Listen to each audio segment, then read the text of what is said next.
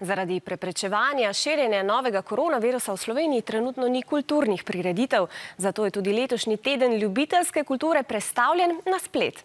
Dobro pri tem pa je, da se bo teden spremenil v skorajda mesec, trajal bo vse do 15. junija.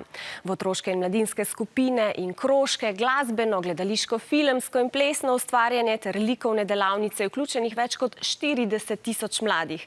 Vse to zaobjema ljubiteljska kultura, torej tisto, kar ustvarjamo v prostem času. Umetnost in kultura pa sta nam med izolacijo pomagali, da smo se počutili bolje in bolj povezani, tudi infodromovcem.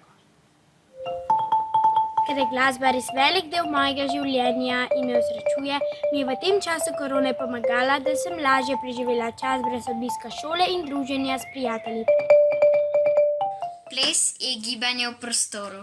V času korona epidemije se je moj prostor za ples skrčil med stene stanovanja. Folklorniki smo vsi člani naše družine.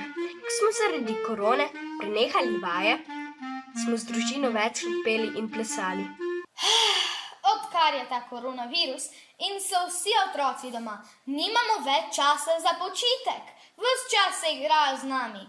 Ko smo izvedeli za ta filmski festival, smo se odločili, da se bomo vključili, zato ker naša družina zelo rada ustvarja in imamo zelo radi umetnost. Zelo rada rišem, ker me osrečuje, ker me pomirja.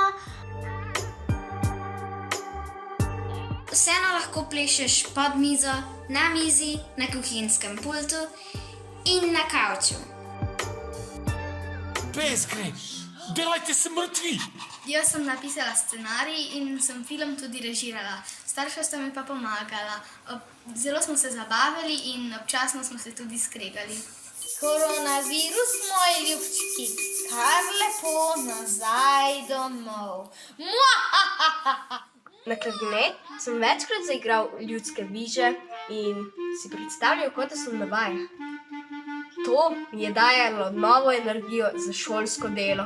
In svoje risbice, ki sem jih narisala, bom kasneje podarila tudi prijateljem, družini.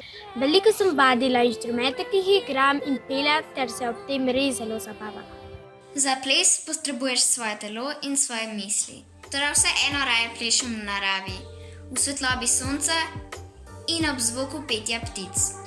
Takrat se počutim svobodno.